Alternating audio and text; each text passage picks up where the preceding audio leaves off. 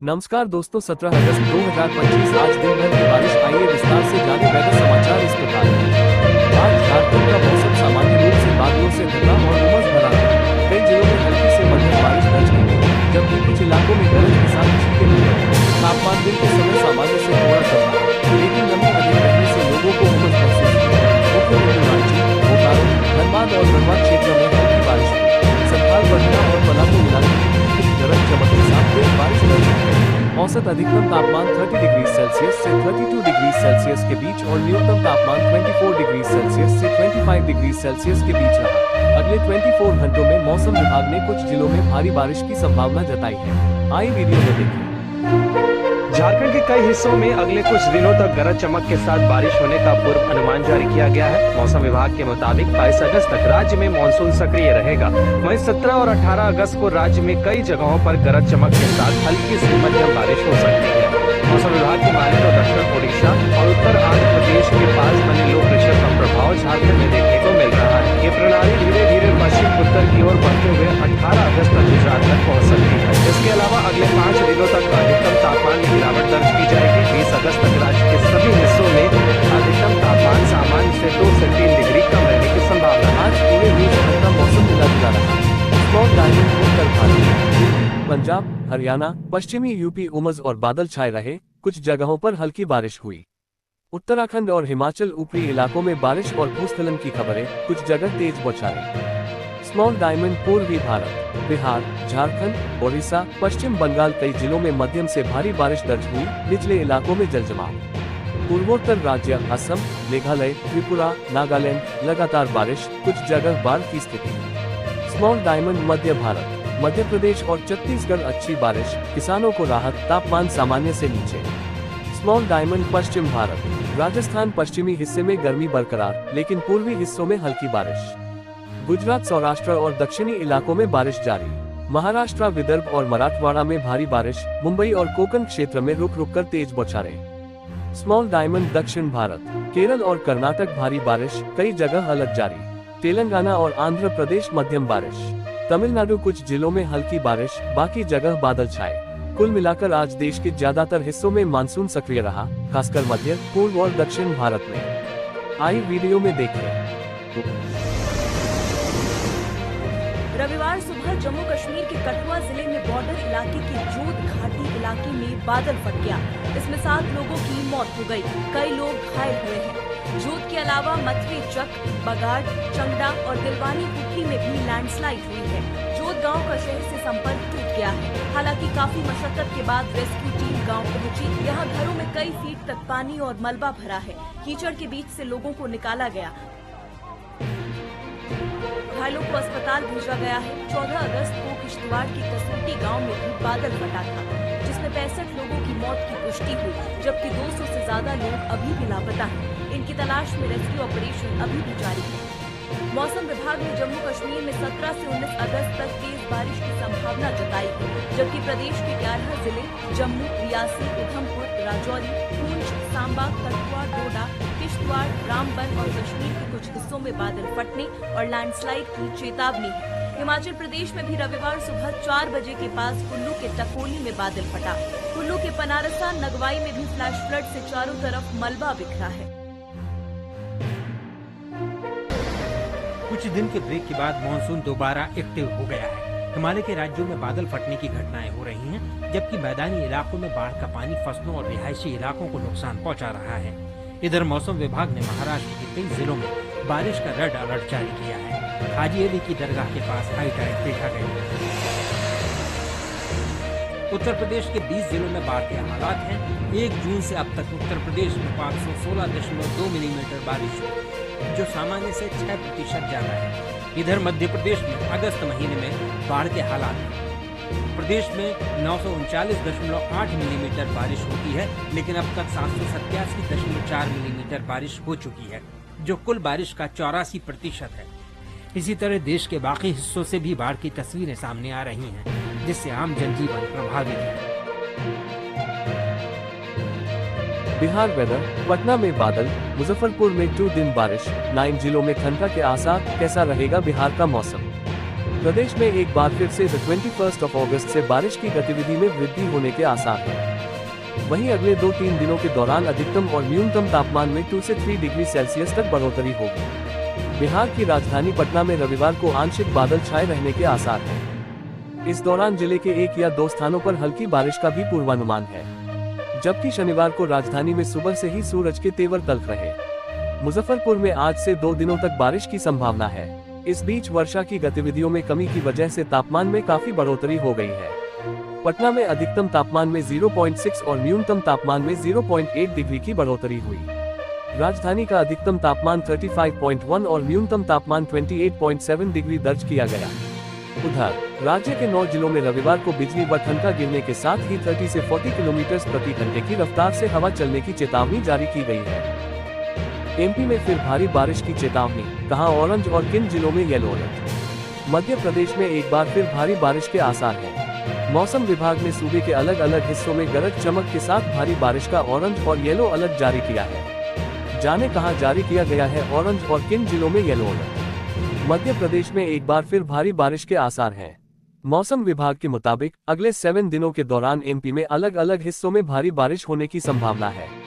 21 और 22 अगस्त को पश्चिमी मध्य प्रदेश में अलग अलग स्थानों पर बहुत भारी बारिश हो सकती है, जबकि 17, 18, 22 और 23 अगस्त को पूर्वी मध्य प्रदेश में अलग अलग स्थानों पर जोरदार बारिश होने की संभावना है। मौसम विभाग ने सूबे के अलग अलग हिस्सों में गरज चमक के साथ भारी बारिश का ऑरेंज और येलो अलर्ट जारी किया है। हरियाणा वेदर, अरब सागर से उठ रही हवाएं, हरियाणा में तेज होगा मानसून, अगले 3 दिन तक होगी झमाझम बारिश। हरियाणा में आज यानी 17 अगस्त को 8 जिलों में बारिश की संभावना है।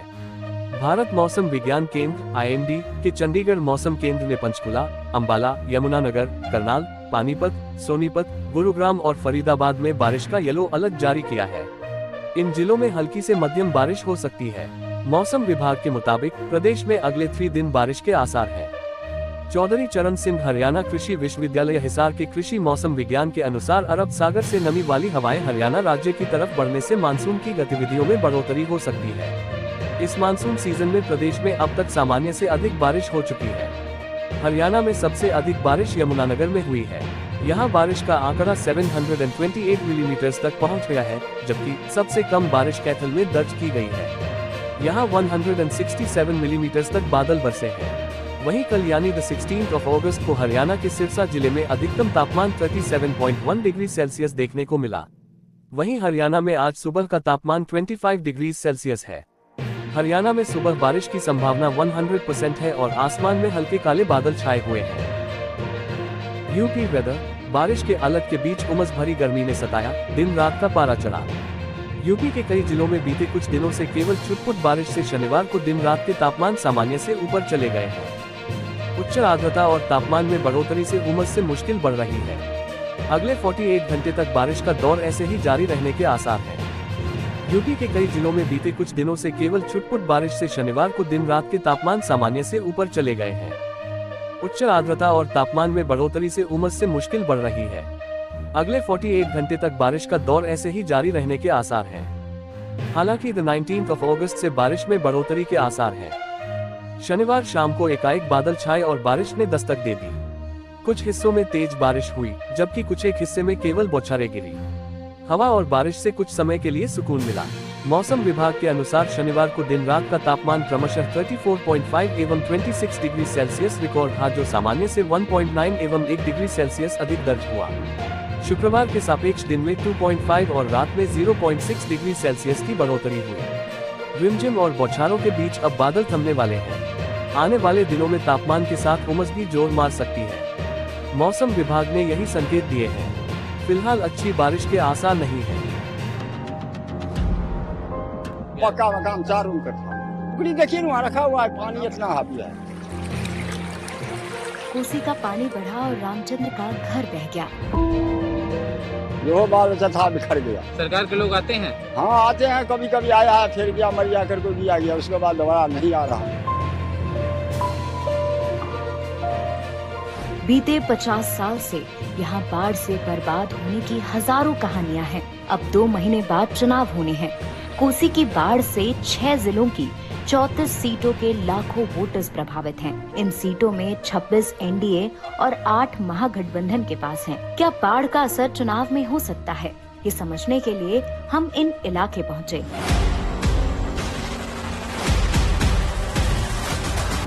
इनसे जुड़ा एक दावा ये भी है कि नेपाल ने पानी छोड़ा, इसलिए बिहार में बाढ़ आ गई। इस रिपोर्ट में नेपाल में बने कोसी बराज की सच्चाई जानेंगे।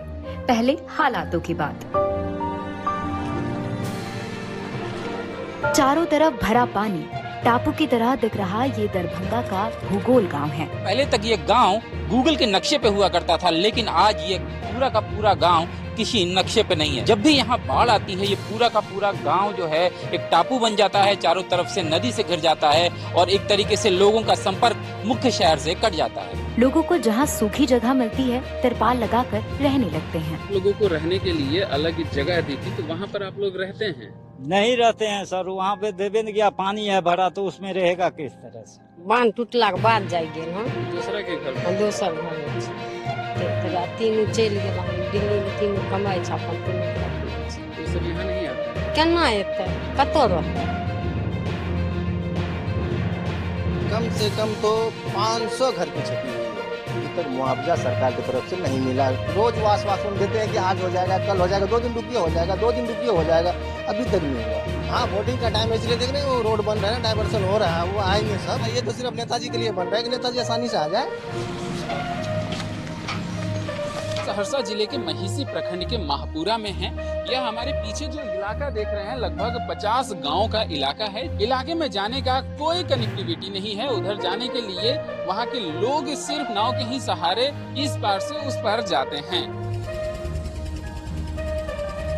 सहरसा से आगे इटहर गांव में 2 दिन पहले बाढ़ का पानी उतरा है।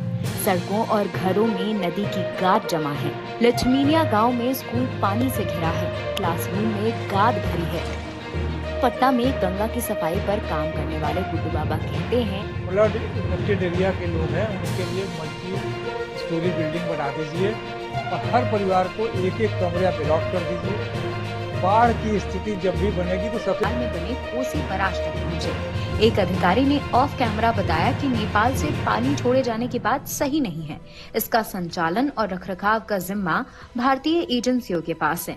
नेपाल सरकार का इसमें कोई दखल नहीं है। अब जान लीजिए कि पॉलिटिकल पार्टीज क्या कह रही हैं। बाढ़ जब पहले आता था तो पूरा का पूरा उत्तर बिहार जलमग्न हो जाता था, और आज की स्थिति है कि बिहार के मात्र 56 गांवों में इसका असर है। जब हम लोग बाढ़ से बिहार को तो दोस्तों, ये था आज का मौसम वेदर अपडेट। उम्मीद है जानकारी आपके लिए उपयोगी रही होगी। कल के मौसम की जानकारी के लिए हमारे साथ जुड़े रहें। वीडियो पसंद आया हो तो लाइक और शेयर करें और चैनल को सब्सक्राइब करना न भूलें। धन्यवाद।